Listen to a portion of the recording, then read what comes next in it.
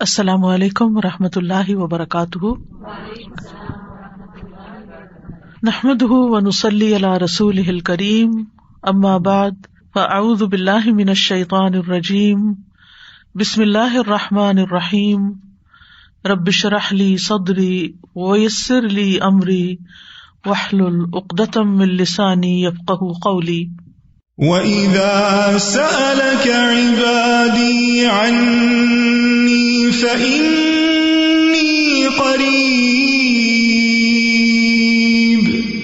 أُجِيبُ دَعْوَةَ الدَّاعِ إِذَا دَعَانِ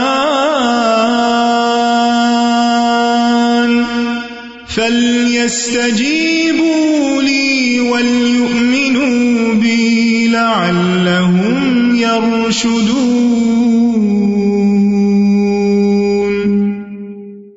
اور جب میرے بندے آپ سے میرے بارے میں سوال کریں تو کہہ دیجئے بے شک میں قریب ہوں، میں پکارنے والے کی پکار کا جواب دیتا ہوں جب وہ مجھے پکارے۔ تو ان کو چاہیے کہ وہ میرا حکم مانیں اور مجھ پر ایمان رکھیں تاکہ وہ ہدایت پائیں۔ لہذا ہم سب کے لیے ضروری ہے کہ ہم دعا کرتے رہیں، اللہ سے مانگتے رہیں۔ دعا کیا ہے؟ دعا کا مطلب ہے پکارنا، بلانا، اور یہاں مراد کیا ہے کہ انسان اپنی حاجات کے لیے، اپنی ضروریات کے لیے، اپنی مشکلات کو دور کرنے کے لیے یا اپنی بندگی کے اظہار کے لیے اپنے رب کو پکارے۔ یہ پکار ایک عبادت ہے، یہ صرف مدد مانگنا ہی نہیں، یہ عبادت کرنا ہے۔ اللہ رب العزت دیکھتا ہے، سنتا ہے، وہ یہ طاقت رکھتا ہے کہ جو چاہے کرے اور جب، جس وقت، جس کو جس چیز سے چاہے نواز دے۔ اس لیے اگر ہمارا یہ یقین ہے کہ ہمارا رب ایسا ہی ہے تو اس چیز سے ہمارے اندر دعا کا جذبہ اور زیادہ پیدا ہوگا۔ جتنا جتنا انسان کو اللہ سبحانہ تعالیٰ کی معرفت حاصل ہوتی چلی جاتی ہے تو فطری طور پر، قدرتی طور پر اس کے اندر یہ جذبہ پیدا ہوتا جاتا ہے کہ وہ اپنی ہر ضرورت کے لیے، چھوٹی ضرورت کے لیے بھی اور بڑی ضرورت کے لیے بھی اپنے اسی رب کو پکارے اور اس سے دنیا اور آخرت کی سعادتیں اور بھلائیاں مانگ لے۔ وہ اسی کو اپنا کارساز بنا لے، اسی کو اپنا مددگار سمجھے۔ اس لیے دعا کرتے رہنا چاہیے۔ دعا کا نہ کوئی خاص وقت مقرر ہے کہ اس وقت کا آپ انتظار کریں تو دعا کر سکتے ہیں، نہیں، آپ ہر وقت دعا کر سکتے ہیں۔ اور نہ ہی اس کے لیے کوئی خاص قسم کا عمل کرنے کی ضرورت ہے کہ وہ عمل کریں گے تو ہی دعا کر سکتے ہیں، نہیں۔ اور نہ ہی اس کے لیے کسی زبان کی پابندی ہے کہ صرف آپ عربی میں ہی دعا کر سکتے ہیں۔ آپ اردو میں، اپنی مدر ٹنگ میں، کسی بھی زبان میں آپ دعا کر سکتے ہیں۔ وہ دعا اللہ تعالیٰ تک پہنچتی ہے، وہ دعا کو سنتا ہے اور اپنی حکمت کے مطابق اس کی قبولیت کا فیصلہ کرتا ہے کہ کیا بندے کو یہی چیز دے دی جائے جو وہ مانگ رہا ہے، یا اس سے بہتر کوئی چیز دی جائے، یا پھر اس سے کوئی بلا ٹالی جائے، یا اس کے لیے آخرت میں ذخیرہ کر لیا جائے، کیونکہ اس کے باقی اعمال اتنے نہیں ہیں کہ جن کی بنا پر یہ وہاں نجات پا سکے گا۔ تو اسے دنیا میں اس کی من پسند چیزیں دینے کی بجائے اس کے لیے آخرت میں اعمال کا ذخیرہ کر دیا جائے تاکہ اس کی آخرت میں نجات ہو سکے۔ لہذا ہم سب کو دعا کرتے رہنا چاہیے۔ دعا عظیم عبادت، شرف والی عبادت، وہ عبادت جس کو اللہ تعالیٰ پسند کرتا ہے، وہ عبادت کہ جسے چھوڑ دیا جائے تو اللہ تعالیٰ ناراض ہوتا ہے۔ دعا توحید کی بنیاد ہے، یہ ہمیں اپنے رب سے قریب کر دیتی ہے، اس سے ہماری مشکلات آسان ہوتی ہیں، تکلیفیں دور ہوتی ہیں، ہمیں برکتیں حاصل ہوتی ہیں۔ لہذا جو مشکلات سے نکلنا چاہتا ہے وہ دعا کو اپنے لیے لازم کر لے، کیونکہ اللہ تعالیٰ ہی پریشانیوں کو دور کرتا ہے۔ امن یجیب المضطر اذا دعاہ ویکشف السوء، بھلا کون ہے جو لاچار کی فریاد رسی کرتا ہے جب وہ اسے پکارتا ہے اور اس کی تکلیف کو دور کر دیتا ہے۔ تو جو شخص بھی مشکلات سے، پریشانیوں سے نجات چاہتا ہے اس کے لیے ضروری ہے کہ وہ دعا کو لازم کر لے۔ کیونکہ اللہ تعالیٰ ہی پریشانیاں دور کرتا ہے. اللہ تعالیٰ کے علاوہ کوئی نہیں جو پریشانی دور کر سکے. وقتی طور پر کوئی آپ کو دلاسا دے دے گا, کوئی آپ کی ہمت افزائی کر دے گا, کوئی آپ کا دکھ بانٹ لے گا, لیکن آپ کی مشکل صرف اور صرف اللہ تعالیٰ ہی حل کر سکتا ہے. وَإِن يَمْسَسْكَ اللَّهُ بِضُرٍّ فَلَا كَاشِفَ لَهُ إِلَّا هُوَ وَإِن يَمْسَسْكَ بِخَيْرٍ فَهُوَ عَلَى كُلِّ شَيْءٍ قَدِيرٌ. اگر اللہ تجھے کوئی تکلیف پہنچائے تو اس کے سوا اسے کوئی دور کرنے والا نہیں, اور اگر وہ تجھے کوئی بھلائی پہنچائے تو وہ ہر چیز پر پوری طرح قادر ہے. ہم دیکھتے ہیں کہ عام طور پر لوگ مشکل وقت میں اللہ تعالیٰ کے سوا سب کو بھول جاتے ہیں. آخر میں انسان صرف اللہ ہی کو یاد کرتا ہے, اور یہ صرف مسلمان کے ساتھ ہی نہیں, نان مسلمز کے ساتھ, شرک کرنے والوں کے ساتھ, الحاد کا رستہ اختیار کرنے والوں کے ساتھ بھی یہی معاملہ ہے. اور اس میں ہم دیکھتے ہیں کہ ایک مرتبہ جب اکرمہ بن ابی جہل نبی صلی اللہ علیہ وسلم سے بھاگ کر کشتی پر سوار ہو گئے, مکہ سے بھاگ گئے اور پھر جزیرۃ العرب چھوڑنا چاہا, اور جس کشتی پر بیٹھے وہ سمندر کے بیچ میں جا کر ڈوبنے لگی. تو کشتی کے مالکوں نے کہا کہ لوگوں اخلاص کے ساتھ دعا کرو. اخلاص کا مطلب یہ ہے کہ بتوں کو بھول جاؤ اور صرف اللہ سے دعا کرو, اس لیے کہ اس کے ڈوبنے کو صرف اللہ ہی بچا سکتا ہے. تو اس وقت جو چونک اٹھے کہ اسی چیز کی دعوت تو ہمیں محمد صلی اللہ علیہ وسلم دے رہے ہیں. اس وقت انہوں نے عہد کیا کہ اگر آج اے رب تو مجھے بچا لے گا تو پہلا کام میں یہ کروں گا کہ میں محمد صلی اللہ علیہ وسلم کے ہاتھ میں اپنا ہاتھ دے دوں گا, میں اسلام قبول کر لوں گا. اور پھر آپ جانتے ہیں کہ اکرمہ بن ابی جہل نے کس اخلاص کے ساتھ اسلام قبول کیا. تو دعا کی قبولیت ہی ان کے اسلام کا ایک ذریعہ بنی. اور دعا کرنے کی 3 صورتیں ہیں. ایک تو یہ کہ اللہ تعالیٰ کی توحید بیان کرنا, جس میں انسان کہتا ہے یا اللہ لا الہ الا اللہ لا الہ الا انت سبحانک انی کنت من الظالمین.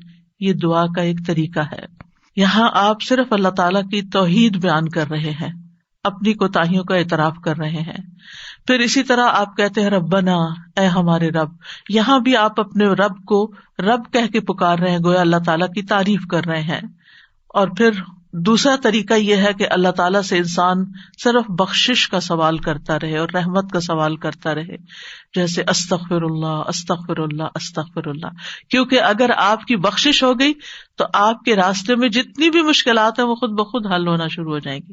یعنی آپ کو اس وقت کہنے کی ضرورت نہیں ہوگی کہ یار اب مجھے یہ چاہیے مجھے وہ چاہیے. آپ صرف یہ کہتے ہیں کہ اللہ وہ گناہ جو میرے اور تیرے بیچ میں حائل ہو گئے ہیں, جو تیری رحمت تک مجھے پہنچنے نہیں دے رہے, یا رب تو ان کو دور کر دے, تو مجھے معاف کر دے.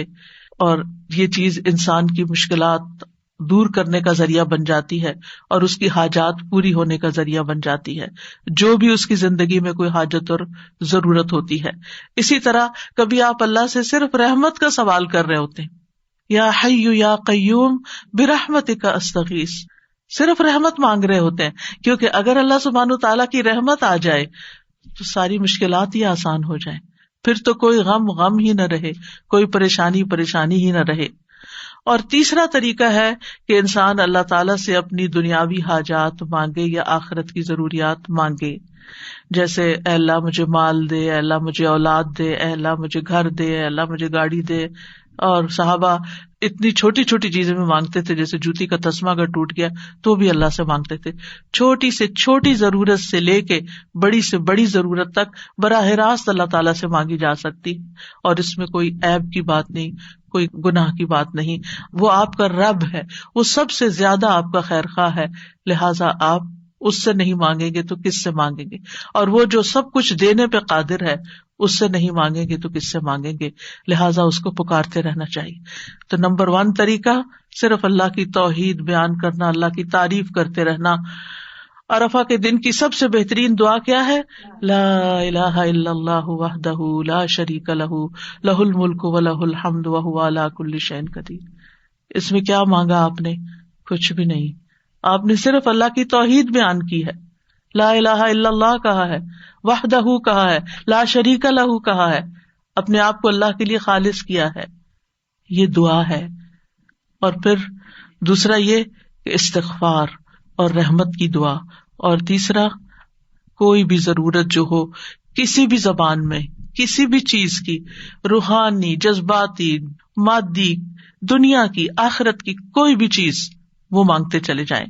ہم دیکھتے ہیں کہ انبیاء علیہم السلام اپنی حاجات اللہ تعالیٰ کے سامنے رکھتے تھے، مشکل وقت میں اللہ تعالیٰ کی طرف رجوع کیا کرتے تھے. کانوا اذا فزعوا الی الصلاۃ، یہ حدیث ہے مسند احمد کی کہ انبیاء پر جب بھی کوئی پریشانی آتی تو وہ نماز کی طرف متوجہ ہو جاتے تھے، نماز پڑھنے لگتے تھے. اور کل ہم نے پڑھا تھا کہ دعا کی دو بڑی قسمیں ہیں، دعائے عبادت اور دعائے مسئلہ. کہ عبادت بھی بذات خود دعا ہے، دعائے حال ہے، یعنی ہم ایسی حالت میں ہیں، ایسی عبادت میں ہیں کہ جو اللہ کی رحمت کو ہماری طرف متوجہ کر رہی ہے. انسان سب سے زیادہ اللہ کے قریب کہاں ہوتا ہے؟ سجدے کی حالت میں، اقرب الیہ. لہذا خوب خوب وہاں دعا کرنی چاہیے. تو نماز بذات خود پریئر ہے، اس کو کہتے بھی پریئر ہے.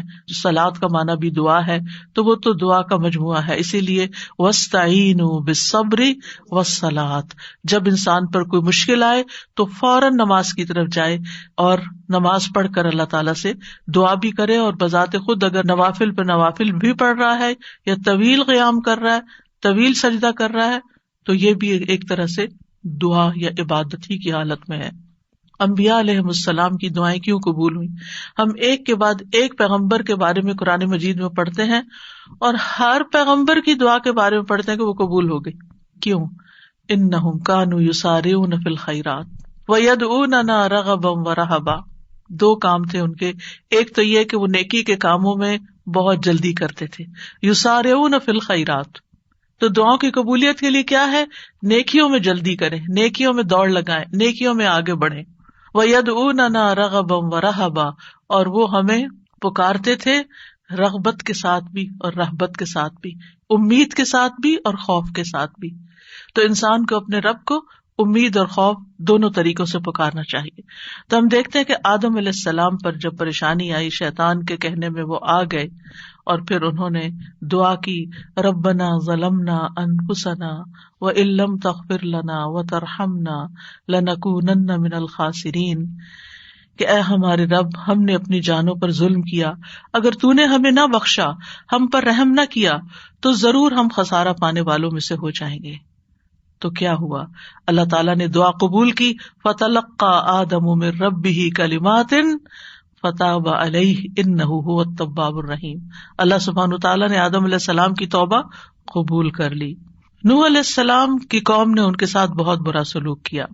کذبت قبلہم قوم نوح فکذبوا عبدنا وقالوا مجنون وازدجر فدعا ربہ انی مغلوب فانتصر. ان سے پہلے قوم نوح نے بھی جھٹلایا تھا، بس انہوں نے ہمارے بندے کو جھٹلا دیا اور کہنے لگے یہ مجنون ہے، اور وہ بری طرح جھڑک دیا گیا. یعنی قوم کے اوباش قسم کے لوگ ان کو ساتھ ڈانٹ ڈپٹ بھی کرتے تھے. اور بعض روایات میں آتا ہے کہ انہوں نے ان کو اتنا مارا کہ بے ہوش کر دیا. تو انہوں نے اپنے رب کو پکارا، انی مغلوب، رب میں مغلوب ہو گیا ہوں، میرا ان پہ کوئی بس نہیں چلتا، میں ان کے ساتھ ہر طریقہ آزما چکا ہوں، یہ نہیں مانتے، بس تو میری مدد کر. کیا ہوا؟ اللہ تعالیٰ فرماتے وَنُوحًا إِذْ نَادَى مِن قَبْلُ فَاسْتَجَبْنَا لَهُ فَنَجَّيْنَاهُ وَأَهْلَهُ مِنَ الْكَرْبِ الْعَظِيمِ. اور نوح کو بھی جب اس نے اس سے پہلے پکارا تو ہم نے اس کی دعا قبول کر لی، پھر اسے اور اس کے گھر والوں کو بہت بڑی گھبراہٹ سے بچا لیا. وَلَقَدْ نَادَانَا نُوحٌ فَلَنِعْمَ الْمُجِيبُونَ، اور بلا شبہ یقیناً نوح نے ہمیں پکارا تو یقیناً ہم بہت اچھے قبول کرنے والے ہیں. اللہ تعالیٰ نے ان کی دعا قبول کر لی اور پوری قوم کو ڈبو دیا سوائے ایمان والوں کے، اور اپنے بندے کا بدلہ لے لیا. یونس علیہ السلام کی مثال ہمارے سامنے ہے کہ جب وہ اپنی قوم سے ناراض ہو کر، غضبناک ہو کر چلے گئے تھے، چلتے چلتے سمندر تک، سمندر سے کشتی میں، کشتی سے مچھلی کے پیٹ میں، اور مچھلی چلی گئی سمندر کی تہہ میں، اندھیروں پر اندھیرے. فنادا فی الظلمات الا الہ الا انت سبحانک انی کنت من الظالمین. تو اس نے اندھیروں میں پکارا، تیرے سوا کوئی معبود نہیں، تو پاک ہے، یقیناً میں ظلم کرنے والوں میں سے ہوں. تو ہم نے اس کی دعا قبول کر لی اور اسے غم سے نجات دے دی، اور اسی طرح ہم ایمان والوں کو نجات دیتے ہیں، اوروں کو بھی دیں گے. ان ساری مثالوں میں ہمارے لیے سبق ہے. ہمارے حالات کتنے بھی تنگ ہوں، ہم کتنی بھی پریشانی میں ہوں، لیکن پیغمبروں سے زیادہ پریشانی ہم پر نہیں آئی. بعض جگہوں پر آتا ہے کہ آدم علیہ السلام 300 سال تک یہ دعا کرتے رہے، روتے رہے کہ مجھ سے غلطی ہوئی ہے. بالآخر رب نے ان کو کلمات سکھائے اور پھر دعا انہوں نے مانگی اور ان کی نجات ہوئی. بعض اوقات آزمائشیں لمبی ہو جاتی ہیں، لیکن ہمیشہ یقین رکھیے کہ رب سنتا ہے، وہ ضرور سنے گا، وہ کبھی بھی مجھے محروم نہیں کرے گا. لم اکم بدعائک رب شقیہ، تجھ سے مانگ کر اے رب میں کبھی بھی نامراد نہیں ہوا، تو ضرور سننے والا ہے. پھر ایوب علیہ السلام 18 سال تک ایک بیماری میں مبتلا رہے ہیں. وَأَيُّوبَ إِذْ نَادَى رَبَّهُ أَنِّي مَسَّنِيَ الضُّرُّ وَأَنْتَ أَرْحَمُ الرَّاحِمِينَ فَاسْتَجَبْنَا لَهُ فَكَشَفْنَا مَا بِهِ مِنْ ضُرٍّ وَآتَيْنَاهُ أَهْلَهُ وَمِثْلَهُمْ مَعَهُمْ رَحْمَةً مِنْ عِنْدِنَا وَذِكْرَى لِلْعَابِدِينَ. اور ایوب جب اس نے اپنے رب کو پکارا کہ بے شک مجھے تکلیف پہنچی ہے اور تو رحم کرنے والوں میں سب سے زیادہ رحم کرنے والا ہے، تو ہم نے اس کی دعا قبول کر لی، پس اسے جو تکلیف تھی دور کر دی اور اس کے گھر والے اور ان کے ساتھ اتنے ہی اور عطا کر دیے اپنے پاس سے رحمت کے طور پر. ان لوگوں کے لیے یاد دہانی ہے یہ جو عبادت کرنے والے ہیں. یعنی بعض اوقات انسان سوچتا ہے میں عبادت بھی کرتا ہوں، میں اللہ تعالیٰ کی حرام کردہ چیزوں سے بھی بچتا ہوں، لیکن میں دعا کرتا رہتا ہوں مگر میری دعا نہیں سنی جاتی، معلوم نہیں کیوں. اب دیکھیے کس طرح یعقوب علیہ السلام سال ہا سال تک، بعض روایات میں 40 سال اور بعض میں اس سے بھی زیادہ وقت کے لیے وہ بیٹے سے جدا ہوئے تھے اور مسلسل دعا کرتے رہے، مایوس نہیں ہوئے. اللہ تعالیٰ نے بالآخر ان کی دعا سن لی. چھوڑنا نہیں، پیچھے نہیں ہٹنا. ایوب علیہ السلام نے کہا تھا انی مسنی الضر وانت ارحم الراحمین، اللہ مجھے تکلیف پہنچی ہے اور تو سب سے بڑا رحم کرنے والا ہے، تو سب مہربانوں میں سے بڑھ کر مہربان ہے، تو مہربانی نہیں کرے گا تو اور کون کرے گا. تو یہاں انہوں نے اللہ تعالیٰ کی رحمت کی فریاد کی. پھر ابراہیم علیہ السلام مشکل ترین حالات میں اللہ تعالیٰ پر توکل کرتے ہیں. ابن عباس کہتے ہیں کہ یہ کلمہ حسبنا اللہ و نعم الوکیل ابراہیم علیہ السلام نے اس وقت کہا تھا جب انہیں آگ میں ڈالا گیا تھا، اور ان کے اس کلمے کی وجہ سے ان پر آگ ٹھنڈی ہو گئی، کیونکہ انہوں نے کہا تھا حسبنا اللہ و نعم الوکیل، حسبنا اللہ، اللہ ہمیں کافی ہے. یہ بھی پکارنے کا ایک انداز ہے، اللہ کی رحمت کو طلب کرنے کا ایک انداز ہے. اور ان کے اس کہنے پر اللہ سبحانہ تعالیٰ نے کیا فرمایا، قلنا یا نار کونی بردم وسلاما علی ابراہیم، اے آگ تو ابراہیم پر سراسر ٹھنڈک اور سلامتی والی بن جا. ابراہیم علیہ السلام نے نیک اولاد کی دعا کی، رب ہب لی من الصالحین فبشرناہ بغلام حلیم، اے میرے رب مجھے لڑکا عطا کر جو نیکوں میں سے ہو، تو ہم نے اسے ایک بردبار لڑکے کی خوشخبری دی. بغلام حلیم، ایسا نہیں ہوا کہ ابراہیم علیہ السلام نے ادھر دعا کی اور ادھر ان کو اسحاق اور اسماعیل علیہ السلام مل گئے. انتہائی بڑھاپے کی حالت میں جا کر بہت سالوں کے بعد دعا قبول ہوئی، لیکن قبول ہوئی. ہمارے لیے اس میں سبق یہ ہے کہ مانگتے رہیں چاہے سال ہا سال گزر جائیں. اور پھر وہ کہتے ہیں الحمدللہ الذی وہب لی علی الکبر اسماعیل و اسحاق ان ربی لسمیع الدعاء، سب تعریف اس اللہ کی ہے جس نے مجھے بڑھاپے کے باوجود اسماعیل اور اسحاق عطا کیے، بے شک میرا رب تو بہت دعا سننے والا ہے. اللہ سبحانہ تعالیٰ نے انہیں ہدایت یافتہ اولاد عطا کی تھی، یہ ان کے صبر کا نتیجہ تھا.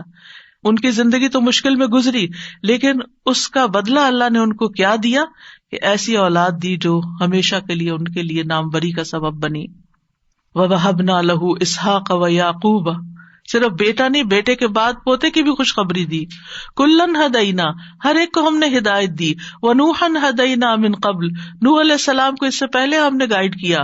ومن ذریتہ داود وسلیمان وایوب ویوسف وموسیٰ وہارون وکذلک نجزی المحسنین، اور اس کی اولاد میں سے داؤد اور سلیمان اور ایوب اور یوسف اور موسیٰ اور ہارون، اور اسی طرح ہم نیکی کرنے والوں کو جزا دیتے ہیں.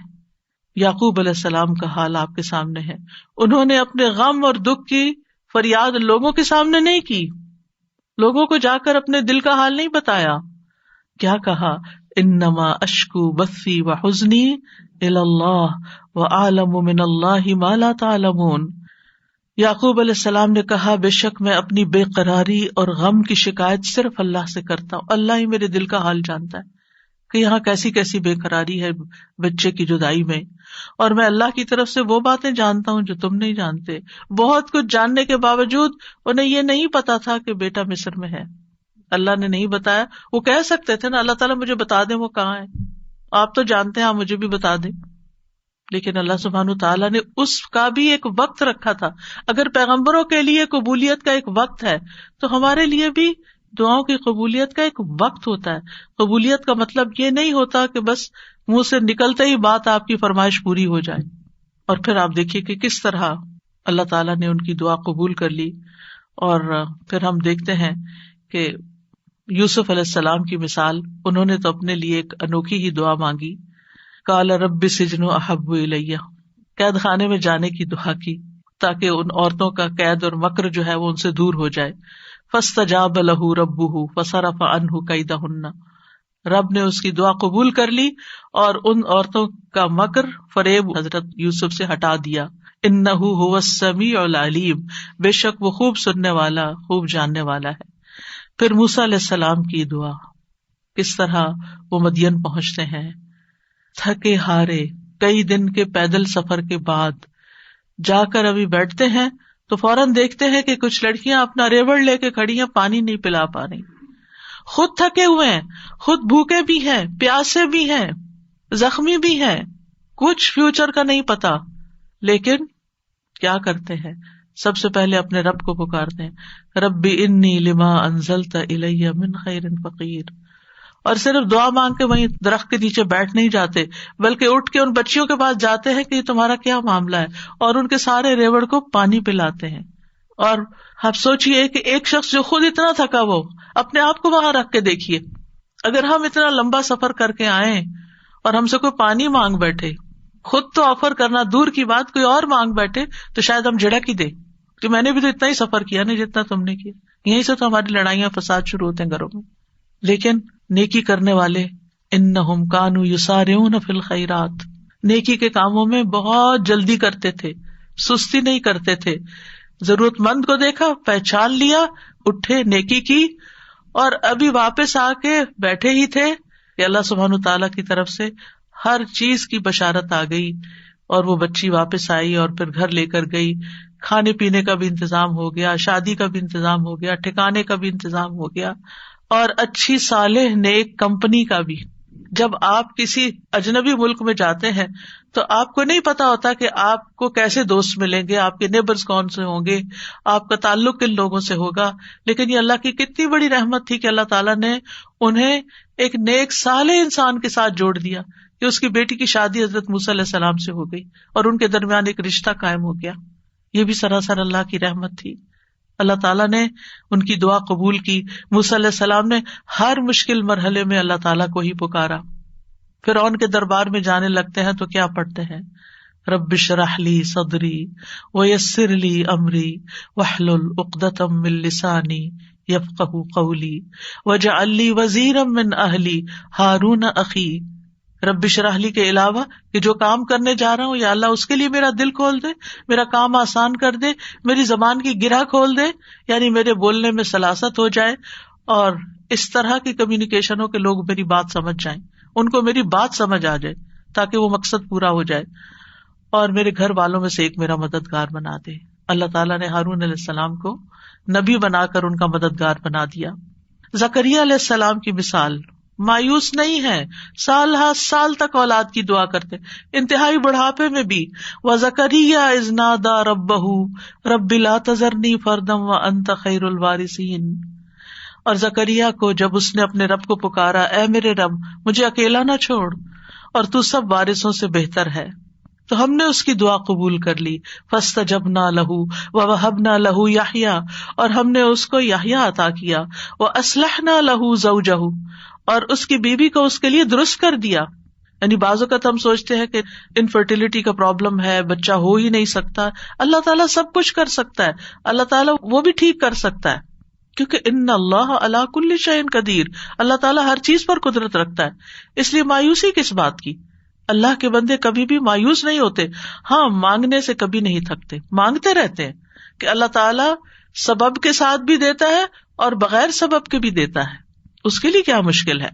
پھر نبی صلی اللہ علیہ وسلم کس طرح دعا کرتے ہیں، استستغیثون ربکم فاستجاب لکم انی ممدکم بألف من الملائکۃ مردفین. جب تم اپنے رب سے مدد مانگ رہے تھے تو اس نے تمہاری دعا قبول کر لی کہ بے شک میں 1000 فرشتوں کے ساتھ تمہاری مدد کرنے والا ہوں جو ایک دوسرے کے پیچھے آنے والے ہیں. کس طرح نبی صلی اللہ علیہ وسلم بدر کے میدان میں فریادیں کر رہے تھے، اپنے رب کو پکار رہے تھے. دیر اینڈ دن خوشخبری آ گئی کہ فرشتوں سے مدد کی جائے گی.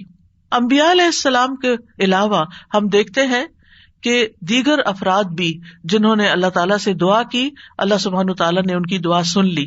سورۃ المؤمن میں جو مرد مومن ہے، جو فرعون کے دربار میں سے ہی ایک شخص اٹھتا ہے اور پھر وہ لوگوں کو نصیحت کرتا ہے اور کیا کہتا ہے، فَسَتَذْكُرُونَ مَا أَقُولُ لَكُمْ وَأُفَوِّضُ أَمْرِي إِلَى اللَّهِ إِنَّ اللَّهَ بَصِيرٌ بِالْعِبَادِ. فرعون کے دربار میں ایک شخص کا اٹھ کر لوگوں کو سمجھانا، فرعون کو سمجھانا، خوب خوب نصیحتیں کرنا، کھلم کھلا موسیٰ علیہ السلام پر ایمان لانا، یہ بہت بڑی بغاوت تھی اور بہت بڑا نقصان ہو سکتا تھا.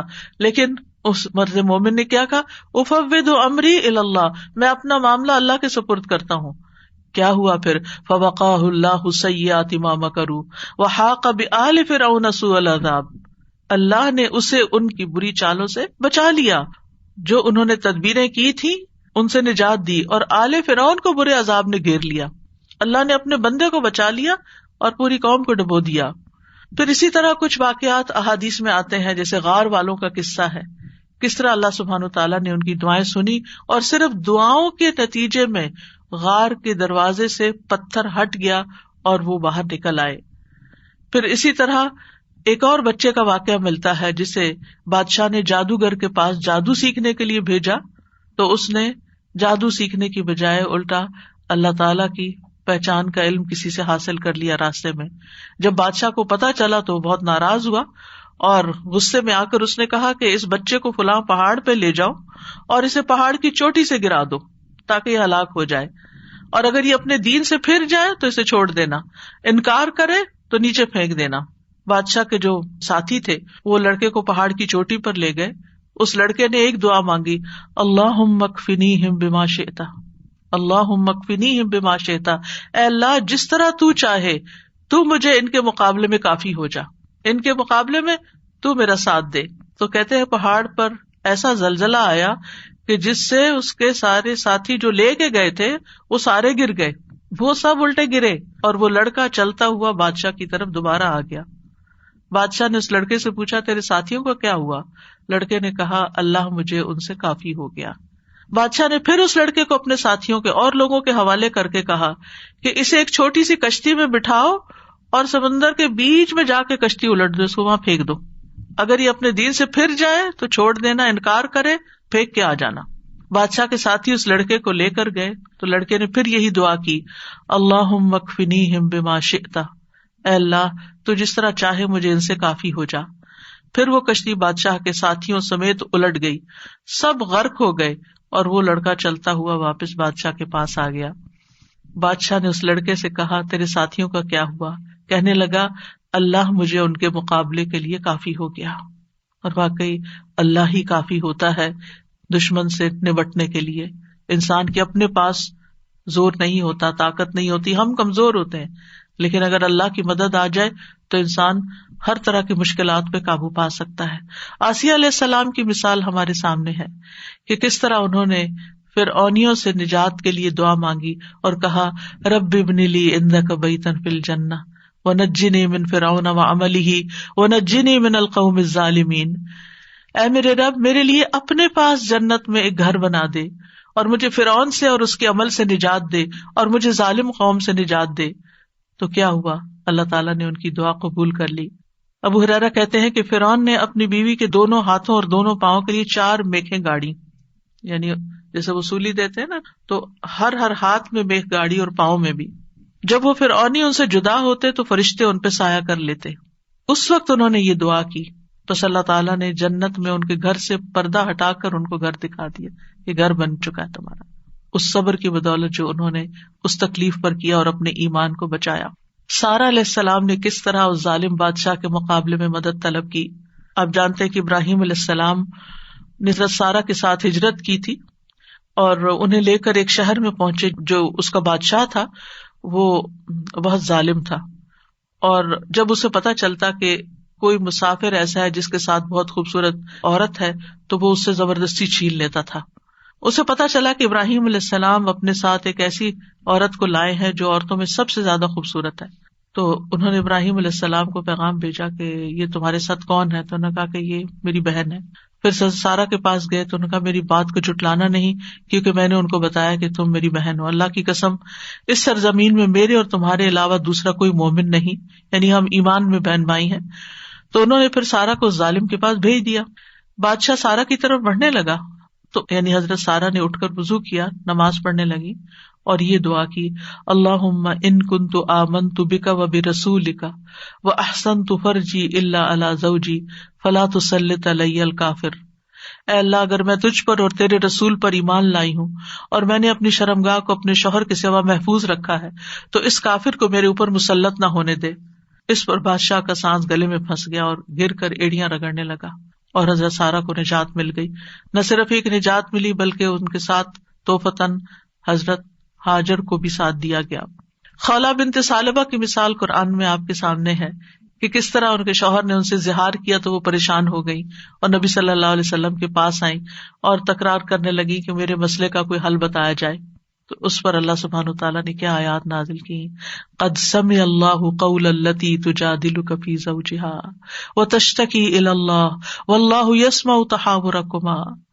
اللہ نے سن لی اس عورت کی بات جو تم سے اپنے شوہر کی شکایت کر رہی تھی اور اپنے خاوند کے بارے میں جھگڑ رہی تھی اور اللہ کی طرف شکایت کر رہی تھی، اور اللہ تم دونوں کی بات سن رہا تھا۔ تو اللہ سبحانہ وتعالیٰ نے اس عورت کی بات سن لی کا مطلب کیا ہے؟ دعا قبول کر لی، مسئلے کا حل مل گیا۔ اسی طرح سلف صالحین جو ہیں وہ بھی اللہ کو پکارتے ہیں۔ امت کے جو نیک لوگ ہیں ان میں سب سے پہلے صحابہ کرام ہیں، وہ سب سے بڑھ کر اللہ تعالیٰ کو جاننے والے تھے، اللہ تعالیٰ کی معرفت رکھتے تھے، وہ اللہ کے رسول کو جاننے والے تھے، وہ دین میں سب سے زیادہ بصیرت رکھتے تھے اور سب سے زیادہ دعا کرنے کے ادب آداب سے واقف تھے کہ کیسے دعا کی جاتی ہے۔ ہم دیکھتے ہیں کہ عمر بن خطاب رضی اللہ عنہ دعا کے ذریعے اپنے دشمن کے خلاف فتح طلب کرتے تھے، اور یہ دعا ان کے لشکروں میں سے عظیم لشکر تھا۔ کہتے ہیں نا کہ اللہ تعالیٰ کے لشکر ہیں، جیسے سکینت بھی اللہ کے لشکروں میں سے ایک لشکر ہے، تو وہ دعا کو بھی اللہ کا ایک لشکر سمجھتے تھے۔ وہ اپنے ساتھیوں سے کہا کرتے تھے، تم کثرت تعداد کی بنیاد پر فتح نہیں دیے جاتے بلکہ تمہاری مدد آسمان سے کی جاتی ہے۔ اللہ تمہاری مدد کرتا ہے، یعنی تمہاری دعائیں سنتا ہے۔ اسی طرح عبداللہ بن زبیر کے بارے میں آتا ہے، وہ کہتے ہیں کہ جمل کی جنگ کے موقع پر جب زبیر رضی اللہ عنہ کھڑے ہوئے تو مجھے بلایا، میں ان کے پہلو میں جا کر کھڑا ہو گیا، بیٹے ہیں ان کے۔ انہوں نے کہا، بیٹا آج کی لڑائی میں ظالم مارا جائے گا یا مظلوم؟ میں سمجھتا ہوں کہ آج میں مظلوم قتل کیا جاؤں گا، اور مجھے سب سے بڑی فکر اپنے قرضوں کی ہے۔ کیا تمہیں بھی کچھ اندازہ ہے کہ قرض ادا کرنے کے بعد ہمارا کچھ مال بچ سکے گا؟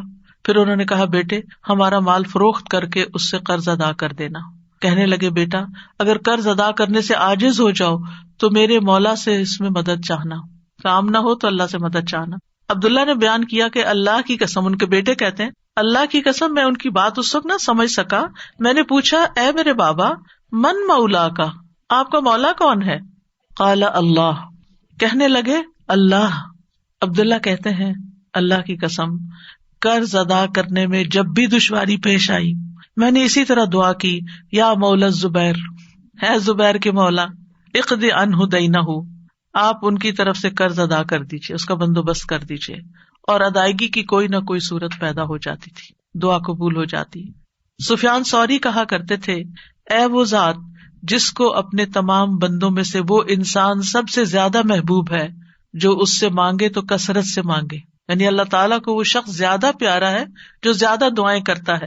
اے وہ ذات جس کو اپنے تمام بندوں میں سے وہ انسان سب سے زیادہ ناپسند ہے جو اس سے نہیں مانگتا، کیونکہ جو انسان دعا نہیں کرتا اللہ تعالیٰ اس سے ناراض ہوتا ہے۔ اور تیرے سوا کوئی بھی ایسا نہیں ہے اے میرے رب. کیا مطلب؟ کوئی بھی اور ایسا نہیں. اگر کسی سے بھی انسان ایک سے زیادہ دفعہ کچھ مانگ لے تو وہ ناراض ہو جاتا ہے, اور نہ مانگے تو خوش رہتے ہیں. ایون ماں باپ بھی آپ دیکھیں, اگر بچے ایک دفعہ کچھ مانگے تو کہ اچھا بیٹا لے لو, پھر دوسری دفعہ پھر مانگے تو ایک دن آتا ہے کہ ماں باپ بھی کہتے کہ تم کب تک مانگتے رہو گے, اپنا بندوبست خود کرو. لیکن اللہ سبحانہ تعالیٰ کبھی ایسا نہیں کہتے کہ کب تک تم مجھ سے دعائیں کرتے رہو گے. وہ پسند کرتے ہیں کہ بندہ دعا کرتا رہے. اور بعض لوگوں کو تو دعا میں ایسا لطف آتا ہے, اللہ تعالیٰ سے مناجات کرنے میں, اللہ تعالیٰ کو پکارنے میں, اللہ تعالیٰ کے آگے ہاتھ پھیلانے میں, اللہ تعالیٰ کی طرف رجوع کرنے میں ایسی لذت آتی ہے کہ ان کی یہ لذت اس چیز کی لذت سے بھی بڑھ جاتی جو وہ مانگ رہے ہوتے ہیں. تو اس لیے کبھی بھی انسان مانگنے سے دور نہ رہے, مانگتا رہے. صرف بڑی حاجتیں نہیں, بڑے مسائل نہیں, چھوٹی چھوٹی چیزیں بھی. لیث بن سعد کہتے ہیں کہ ابو حازم کہا کرتے تھے, مجھے نمک بھی چاہیے تو میں اپنی دعاؤں میں اللہ سے مانگتا ہوں کہ مجھے نمک چاہیے. نمک سب سے چھوٹی چیز ہوتی ہے نا.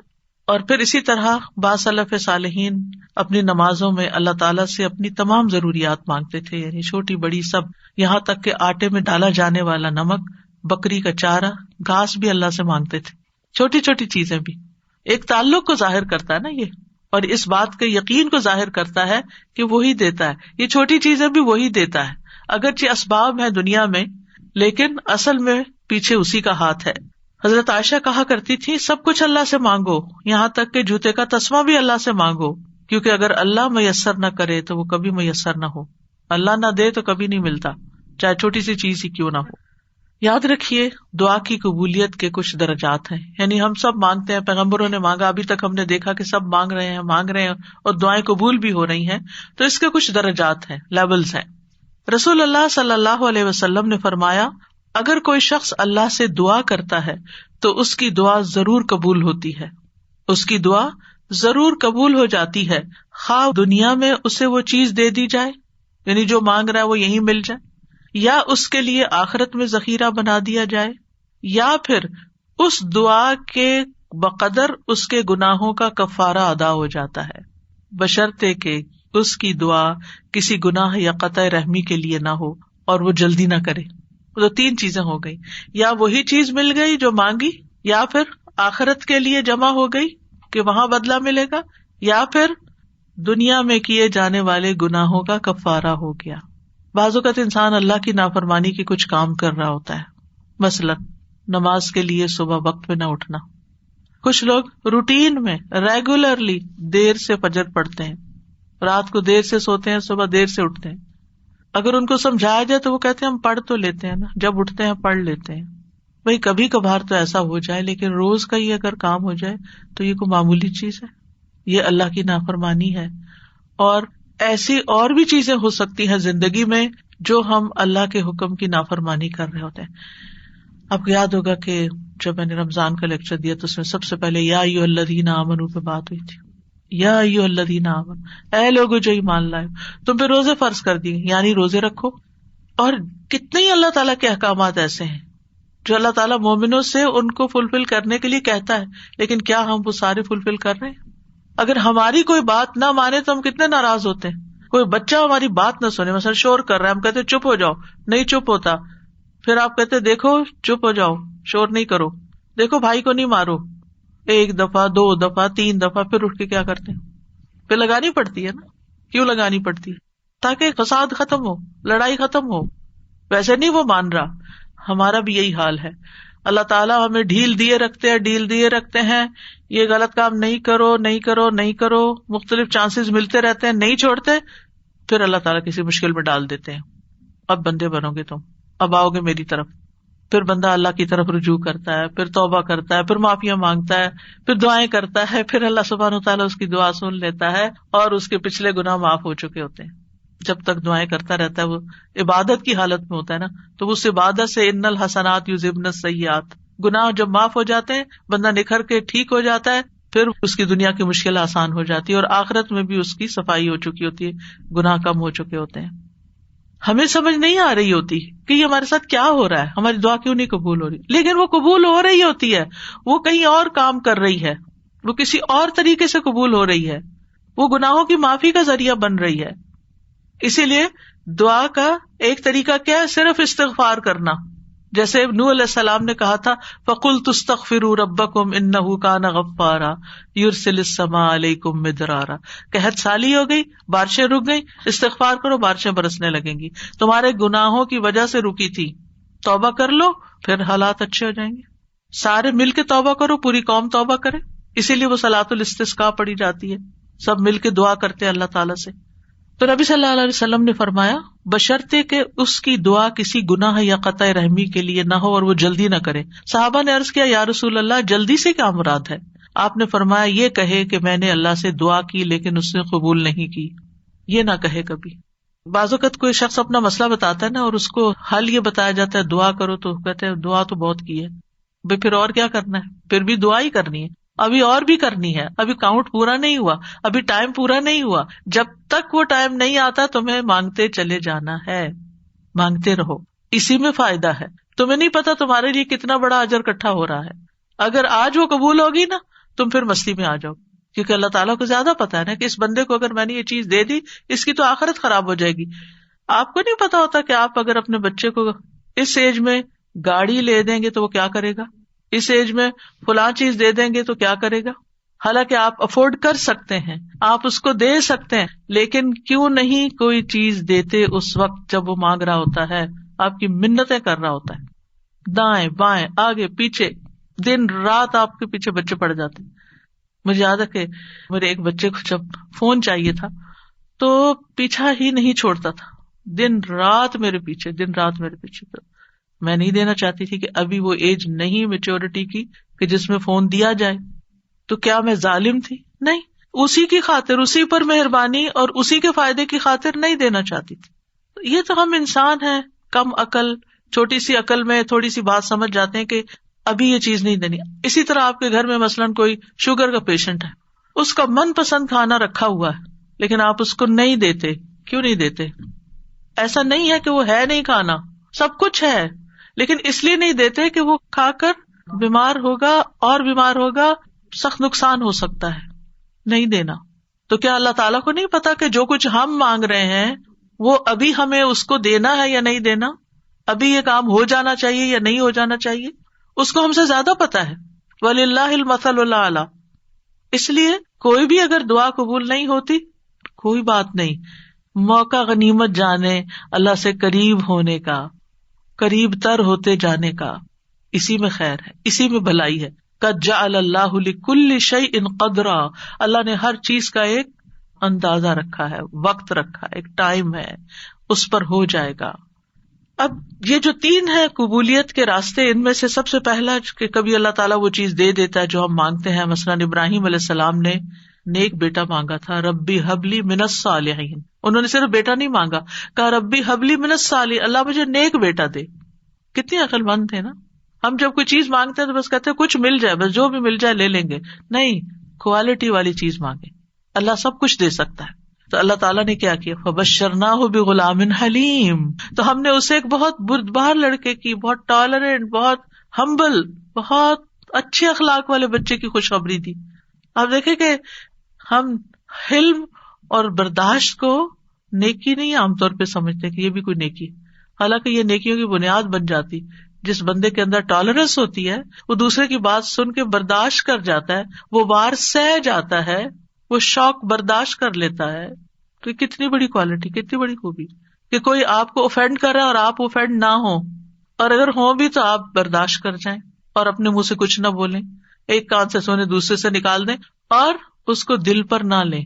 کچھ لوگوں کا حال یہ ہوتا ہے کہ اگر چھوٹی سی بھی کوئی بات ان کو کہہ دے تو وہ ان کے اندر ایسی ہلچل مچاتی ہے کہ انہیں ہر چیز بھول جاتی ہے اور وہ وہی سوچے جاتے. یہ بھی اپنے آپ کو ٹارچر دینا ہے. جس نے وہ بات کی اس کو تو شاید خبر بھی نہ ہو، تو میٹھی نیند سو رہا ہو اور آپ خواہ اپنے بستر پہ کروٹ بدل رہے ہیں. تو یہ کیا ہے؟ ریزسٹنس نہیں ہے آپ کے اندر. آپ ہر چیز لیے جا رہے ہیں اپنے اوپر. بھیا کیوں اپنے اوپر ہر چیز لیے جا رہے ہیں؟ پرے پھینکے اس کو اٹھا کے کہ اس نے کہا، اس کا اخلاق، اس کی غلطی اسی پر. میں اپنے دل میں یہ نہیں سوچوں. اپنے آپ کو بول کے کہا کرے. آواز کا بھی ایک اثر ہوتا ہے. بولا کرے مجھے اس بات کو اب نہیں سوچنا، مجھے اس کو محسوس نہیں کرنا، مجھے اپنے دل میں نہیں رکھنا، اور پیٹرن بریک کر کے کچھ ایسی چیز پڑھے، کچھ ایسا کام کرے کہ بھول جائیں اس کو، اور نیکسٹ ٹائم وہ شخص سامنے آئے تو منہ بنا کے اور غصے کی آنکھوں سے مت دیکھیں، اچھے سے اسمائل کر کے دیکھیں، اچھے سے اسمائل کر کے بات کریں. آپ دیکھیں گے کہ وہ جو غصہ آیا بھی تھا نا وہ کہیں چلا جائے گا، لیکن ہم غصے کو پرورش دیتے ہیں، اس کی پرورش کرتے ہیں. کہا تھا نا اس نے، اب میں نے اس کے ساتھ یہ کرا، اندر ہی کھچڑی پکاتے رہتے ہیں، اور جب وہ شخص سامنے آتا ہے تو کوئی نہ کوئی سخت لفظ بول جاتے ہیں کیونکہ ہم بدلہ لینا چاہ رہے ہوتے. اب کیا ہے، آپ نے تو ایک لفظ بولا، ہو سکتا ہے وہ 10 اور بول دے. آپ بتائیں کیا کریں گے؟ مسئلہ تو حل نہیں ہوا، مسئلہ تو وہیں کھڑا رہا، پریشانی تو وہیں رہی، تو کیا فائدہ ہوا؟ تو اس لیے یہ حلم کی کوالٹی جو ہے، یہ برداشت کی کوالٹی جو ہے بہت بڑی خوبی ہے. اور آپ دیکھیے کہ اگر آپ کے بچے کے اندر یہ ہے نا تو آپ بڑی خوش قسمت پیرنٹ ہیں کہ آپ اس کو ڈانٹ رہے ہیں، آپ اس کو سنا رہے ہیں اور وہ آگے سے آپ کو جواب نہیں دیتا. کتنے خوش قسمت ہیں آپ کہ آپ کا بچہ آپ کی ڈانٹ سن لیتا ہے، آپ کا بچہ آپ کا غصہ برداشت کر جاتا ہے اور پھر بھی آپ کے ساتھ اچھا سلوک کرتا ہے. یہ کوئی چھوٹی نعمت ہے، یہ ہے نیک ہونا، یہ نیکی کی علامت ہے. انہوں نے کہا اللہ نیک بچہ چاہیے، اللہ نے کہا اچھا یہ حلیم بچہ لے لو، حلم والا ہے. اسی لیے تو جب انہوں نے کہا آؤ میں تمہیں ذبح کرتا ہوں تو وہ حاضر ہو گئے. ٹھیک ہے ذبح بھی کر لیں. آج آپ دیکھیں کہ بعض اوقات ہمارے بچے دنیاوی لحاظ سے بڑے کامیاب ہوتے لیکن ایک چھوٹی سی بات ان کو کہہ دیں تو وہ اتنے زیادہ اوفینڈ ہو جاتے ہیں. تو وہ آنکھوں کی ٹھنڈک تو نہ ہوئے نا، صرف ان کی دنیاوی کامیابی ہے، وہ تو ان کے اپنے لیے ہیں دنیاوی کامیابی ہے. ٹھیک ہے ماں باپ کو بھی نیک نامی سے کچھ حصہ مل جاتا ہے، لیکن ماں باپ کی آنکھوں کی ٹھنڈک اولاد کی نیکی ہوتی ہے. یہ جو ہم کہتے ہیں نا ربنا ہب لنا من ازواجنا وذریاتنا قرۃ اعین، تو ایک ایمان والے کے لیے آنکھوں کی ٹھنڈک اس میں ہوتی ہے کہ بچہ خیر اور بھلائی کے کتنے کام کرتا ہے. بہرحال ان کی دعا قبول ہو گئی. کبھی ایسا بھی ہوتا ہے کہ مانگی ہوئی چیز سے اللہ تعالیٰ زیادہ بہتر چیز آپ کو دے دیتا ہے. آپ کچھ اور مانگ رہے تھے، آپ کو مانگنا نہیں آ رہا تھا، اللہ تعالیٰ کو آپ پر پیار آیا، آپ نے چھوٹا مانگا، اللہ نے اس سے بڑھ کر آپ کو دے دیا. کئی دفعہ ہم کہتے ہیں نا کہ میں نے تو کبھی یہ سوچا بھی نہیں تھا، میں نے اتنا نہیں مانگا تھا. میرے ایک رشتے دار ہیں، اللہ نے ان کو بہت دیا، تو کبھی میری بات ہوتی ہے ان سے تو کہتے ہیں کہ میں نے اتنا نہیں مانگا تھا، میں نے اتنا نہیں مانگا تھا، اور اللہ تعالیٰ دیتا ہی چلا جا رہا ہے. تو ایسا بھی ہوتا ہے کہ بعض اوقات آپ والدین کے بڑے ہی فرما بردار ہوتے ہیں، ان کے دکھ درد کے ساتھی ہوتے ہیں، اور اللہ سبحانہ تعالیٰ آپ کو صلہ رحمی کا ویسے بھی وعدہ ہے کہ جو رشتے جوڑے گا، جو ماں باپ کے ساتھ احسان کا برتاؤ کرے گا، رشتے جوڑے گا، تعلقات اچھے رکھے گا، اللہ تعالیٰ اس کی عمر اور رزق میں برکت عطا فرمائے گا. یہ رزق کے دروازوں میں سے ایک دروازہ ہے کہ تھوڑا بھی ہے تب بھی احسان کا معاملہ کرو، رشتے داروں کے ساتھ اپنے تعلقات ریلیشن شپ اچھے رکھو. تو اللہ سبحانہ تعالیٰ کبھی کبھی ہم کچھ مانگتے ہیں، اللہ تعالیٰ ہمیں اس سے بھی بہتر عطا کرتا ہے. آپ دیکھیے عمران کی بیوی نے کیا کہا تھا، ربی انی نذرت لک ما فی بطنی محررا، اللہ میں نے تیرے لیے اس کی نظر مانی ہے جو میرے پیٹ میں ہے وہ آزاد ہوگا، فتقبل منی، آپ مجھ سے قبول کر لیں، انک انت السمیع العلیم، آپ سننے والے ہیں، سب کچھ جاننے والے ہیں. اور اب کیا ہوا، بیٹی پیدا ہو گئی. انہوں نے سمجھا کہ بیٹی کوئی اچھی چیز نہیں، بیٹا چاہیے تھا، خیال ان کا یہ تھا. واللہ اعلم بما وضعت ولیس الذکر کالانثی، اللہ تعالیٰ نے کیا فرمایا کہ لڑکا لڑکی کی طرح نہیں ہوتا، یہاں جو کام بیٹی کرے گی وہ بیٹا نہیں کر سکتا. اور پھر حضرت مریم سے کیسی خیر دنیا میں جاری ہوئی، اللہ نے ان کو کس طرح چنا، ایمان والی عورتوں کی سردار ہیں وہ. کبھی اللہ تعالیٰ مانگی ہوئی چیز جیسی کوئی تکلیف دور کر دیتا ہے. آپ کچھ مانگ رہے ہوتے ہیں اور ادھر سے تکلیف آ رہی ہوتی ہے، اللہ تعالیٰ اس مانگنے کی وجہ سے اس تکلیف کو پیچھے ہٹا دیتے ہیں. ہم کہتے ہیں ہماری دعا قبول نہیں، کتنی غلط بات کرتے ہیں، استغفر اللہ. ہم کہتے ہیں میری دعا قبول نہیں، بھائی ہو چکی ہے، اللہ نے فرمایا ہے نا اجیب دعوت الداعی اذا دعانی، میں قبول کرتا ہوں. کیسے کہتے ہو نہیں قبول ہوتی؟ ہوئی ہے، تمہیں نہیں پتا کس شکل میں ہوئی ہے. تم چھوٹی چیز مانگ رہے تھے، میں تمہیں بہتر دینے والا ہوں. تم کچھ مانگ رہے تھے، میں تم سے مصیبت دور کر رہا ہوں. اگر وہ مصیبت دور نہ کرو تو یہ تمہاری مانگی ہوئی چیز مل بھی جائے تو تم فائدہ نہیں اٹھا سکتے اس سے. نبی صلی اللہ علیہ وسلم نے فرمایا جو مسلمان کوئی ایسی دعا کرے جس میں گناہ یا قطع رحمی کا کوئی پہلو نہ ہو تو اللہ اسے 3 میں سے کوئی ایک چیز ضرور عطا فرماتے ہیں. یا تو فوراً ہی اس کی دعا قبول کر لی جاتی ہے، یا آخرت کے لیے ذخیرہ کر لی جاتی ہے، یا اس سے اس جیسی کوئی تکلیف دور کر دی جاتی ہے. صحابہ نے عرض کیا اس طرح تو پھر ہم بہت کثرت کریں گے. آپ نے فرمایا اللہ اس سے بھی زیادہ کثرت والا ہے. یعنی آپ بہت مانگو گے تو اللہ تعالیٰ اس سے بھی زیادہ دے سکتا ہے، تمہارے مانگنے سے بھی زیادہ دے سکتا ہے. کبھی گناہوں کا کفارہ بن جاتی ہے، حدیث میں آتا ہے وَإِمَّا أَن يُكَفَّرَ عَنْهُ مِن ذُنُوبِهِ بِقَدْرِ مَا دَعَا، یا پھر اس دعا کی وجہ سے اس کے گناہوں کا کفارہ ادا ہو جاتا ہے، ایکسپیشن ہو جاتی ہے. یعنی بعض اوقات ہماری نماز میں کوئی کمی رہ جاتی ہے، بعض اوقات روزے میں رہ جاتی ہے، زکوٰۃ میں رہ جاتی ہے، کئی چیزیں ہیں جو ہمارے فرائض ہیں ہم ادا کر رہے ہوتے ہیں لیکن کہیں نہ کوئی کمی ہوتی ہے اور اس کا ہمیں پتہ ہی نہیں چلتا. کبھی وضو میں کوئی کمی رہ جاتی ہے، تو ان چیزوں کا پھر کفارہ تو کرنا ہے نا. تو پھر یہ دعائیں جو ہیں یہ اس کبھی کوتاہی کا بھی کفارہ کرتی ہیں. پھر یاد رکھیے کہ جو لوگ مایوس ہوتے ہیں اور اللہ سے مانگتے نہیں، مانگنا چھوڑ دیتے ہیں، تو اللہ تعالیٰ نے ایسے لوگوں کی مذمت بیان کی ہے. اگر وقتی طور پر وہ نہیں مل رہا جو آپ کے دل میں اٹکا ہوا ہے کہ یہی ملنا چاہیے، اور پھر آپ کو نہیں ملتا اور آپ دعا مانگنا چھوڑ دیتے ہیں، تو یہ طریقہ درست نہیں.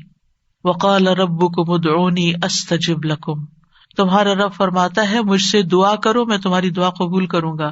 ان الذین یستکبرون عن عبادتی، بے شک جو لوگ میری عبادت سے تکبر کرتے ہیں، سیدخلون جہنم داخرین، وہ جہنم میں ضرور ذلیل و خوار ہو کے داخل ہوں گے. دعا روک دینا یہ سوچ کر قبول نہیں ہوتی تو فائدہ نہیں مانگنے کا. یہ کیا ہے؟ دراصل اللہ سے مایوس ہونا، نا امید ہونا اور اللہ سے ناراض ہونا. تبھی تو آپ اس کو چھوڑ رہے ہیں، پھر آپ کہاں جائیں گے؟ تو اللہ تعالیٰ کو یہ چیز سخت ناپسند ہے.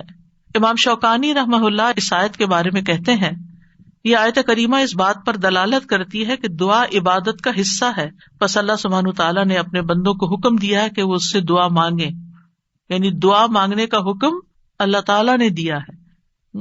پھر فرمایا ان الذین یستکبرون عن عبادتی، یہ آیت اس بات کا فائدہ دیتی ہے کہ دعا عبادت ہے اور اللہ سے دعا نہ مانگنا تکبر ہے، اور اس تکبر سے زیادہ برا عمل کوئی نہیں.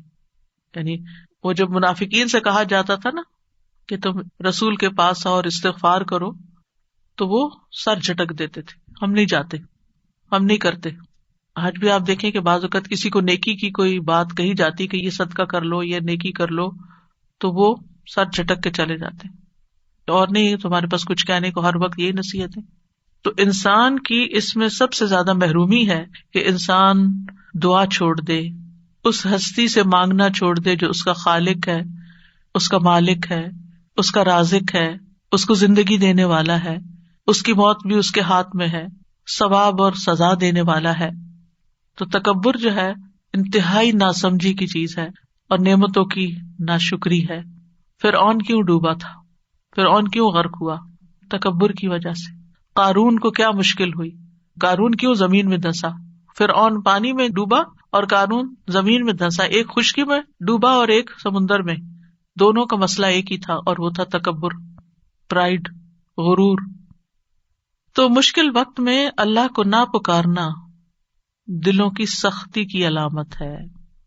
یعنی جو تکلیف کے وقت بھی اللہ سے دعا نہیں کرتا، اس کا مطلب یہ کہ اس کا دل سخت ہو چکا ہے، ہارڈ ہارٹیڈ ہے. سورۃ الانعام میں اللہ تعالیٰ فرماتے ہیں فلولا اذ جاءہم بأسنا تضرعوا، پھر جب ہمارا عذاب ان پر آیا تو انہوں نے عاجزی کیوں نہیں کی، دعائیں کیوں نہیں کی کہ اللہ اس عذاب کو ٹال دے.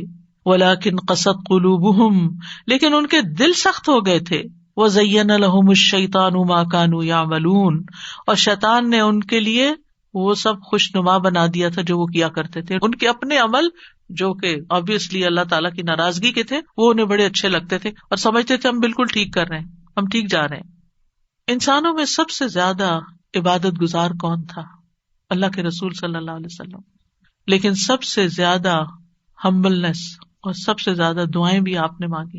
یعنی جب میں مسنون اذکار دیکھتی ہوں، سبحان اللہ، یعنی کہ آپ تہجد کے وقت اٹھنے کے وقت سے لے کر پھر آپ فجر پڑھنے اور اس کے بیچ میں صبح کے اذکار اور پھر اس کے بعد جو ہر موقع کے اذکار اور پھر نمازیں اس کے علاوہ ہے، تلاوت قرآن اس کے علاوہ ہے، اور پھر رات کو سوتے وقت کے اذکار. یعنی اگر ان سارے اذکار کو انسان جمع کرتا ہے تو یعنی حیرانی ہوتی ہے کہ کس کثرت سے آپ اللہ کو یاد کرتے تھے.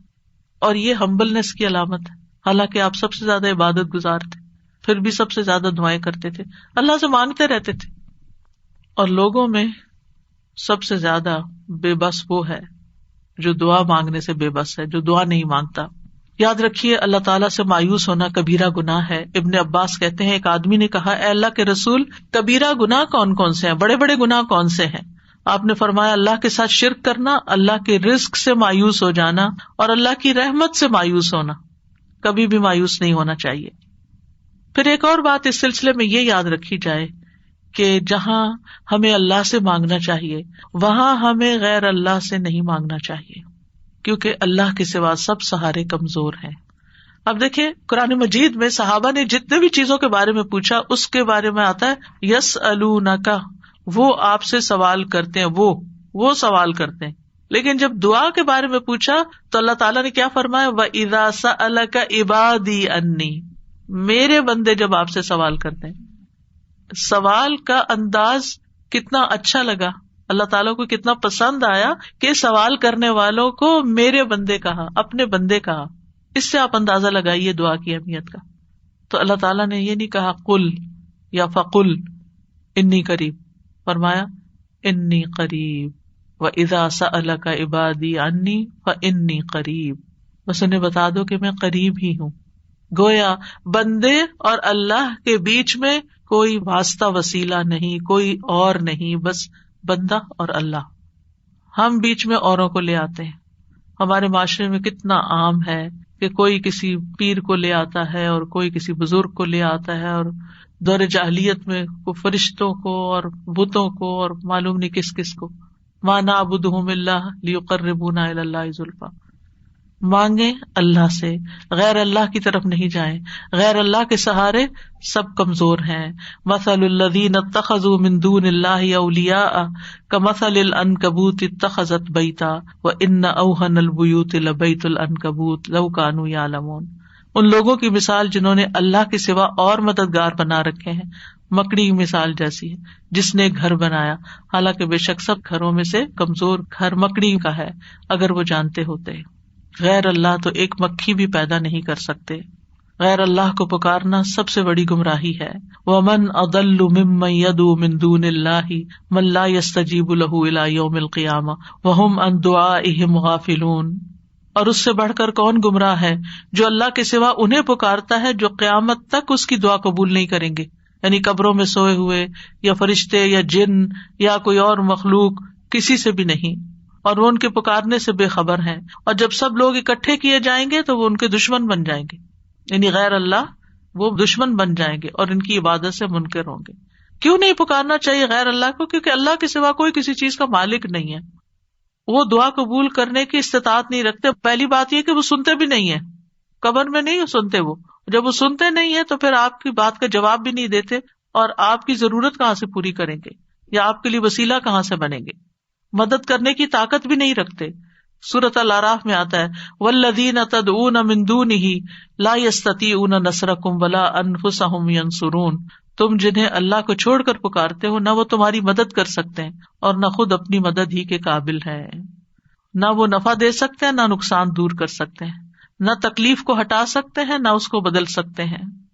رسول اللہ صلی اللہ علیہ وسلم نے فرمایا جو شخص اس حالت میں مر جائے کہ وہ اللہ کے سوا اوروں کو بھی پکارتا ہو تو وہ آگ میں داخل ہوگا. کتنی سخت بات ہے.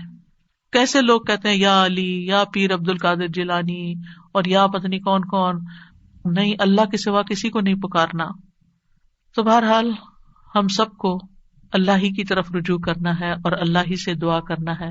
اللہ سبحانہ تعالیٰ سے دعا ہے کہ وہ ہمارے اس علم کو ہمارے سینوں میں محفوظ کر دے اور ہمیں اس عبادت کی توفیق عطا فرمائے اور ہم سے راضی ہو جائے اور ہماری خطائیں معاف کر دے. جی اساسی ایک سوال تھا اور ایک پہ کچھ جی ضرور. سوال میں تو یہ تھا جیسے آپ نے بتایا دعا ہم اردو میں بھی مانگ سکتے ہیں, تو کیا جب ہم سجدے میں دعا مانگتے ہیں اس وقت بھی اردو میں مانگ سکتے ہیں یا نہیں؟ نہیں, سجدے میں, نماز کے سجدے میں نہیں, ویسے الگ سے سجدے میں پڑھ کے دعا کرنی ہے تو وہ کر سکتے ہیں. اچھا اوکے, جزاکم اللہ خیرا. سبحانک اللہم و بحمدک اشہد ان لا الہ الا انت استغفرک و اتوب الیک. السلام علیکم و رحمۃ اللہ وبرکاتہ.